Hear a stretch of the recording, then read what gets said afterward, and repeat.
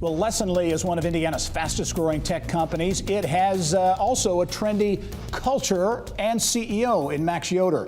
When the company launched in 2012, there were only 5 employees working in one room in the former IPS School 9 building. Now they have more than 100 employees and occupy half of the building. In this month's Culture Matters segment, First Person's Managing Director Mark Minner shows us how Lessonly's space helps to inspire employees. And Mark is always welcome to the program. Thank you, Gary. This is an interesting company with an interesting leader. First of all, launched in 2012, so about 6 years old. Really a high-profile company in the software, the software learning space, right? Yeah, the learning management space, and a space that hasn't really been shaken up too much. And Lessonly's come in and really changed the game in that space. Their software is incredible. The ease of use and the applicability is so far-reaching.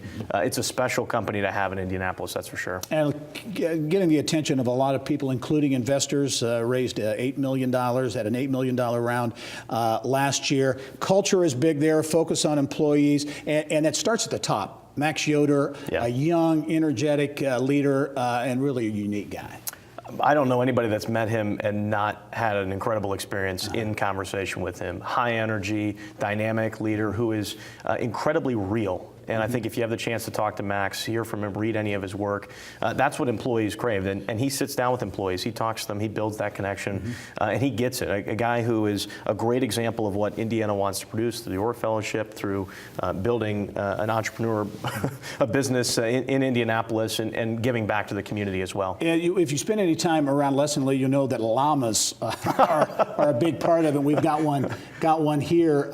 Their mascot is a llama, and that really extends through a lot of the things that they do. Maybe the least surprising thing, if you get to know their culture, that they have OLLIE the llama as the mascot, and yes, a golden llama given out to employees in a quarterly basis. And Gary, I know they wanted you to have that golden llama as well for all you do, but yeah, it was something that was doodled out on the board, and employees have clung to it. They're hungry, they're humble, good representation. Let's talk about the key part is community, and giving back is a big part of the culture at Lessonly. Yeah, 1% of sales given back, and a special emphasis on Indianapolis youth in the community, and not just with the actual treasure, but also in the time given back. Quarterly volunteering, interacting with the organizations that they're supporting, trying to make Indianapolis a brighter place. They've created a fund to support that. They rolled that out at Yellowship last year, and it's such a good thing for the community, and great to see for a young company that's fast growing. I have about 30 seconds left. They're in an old, as we said, an old IPS school,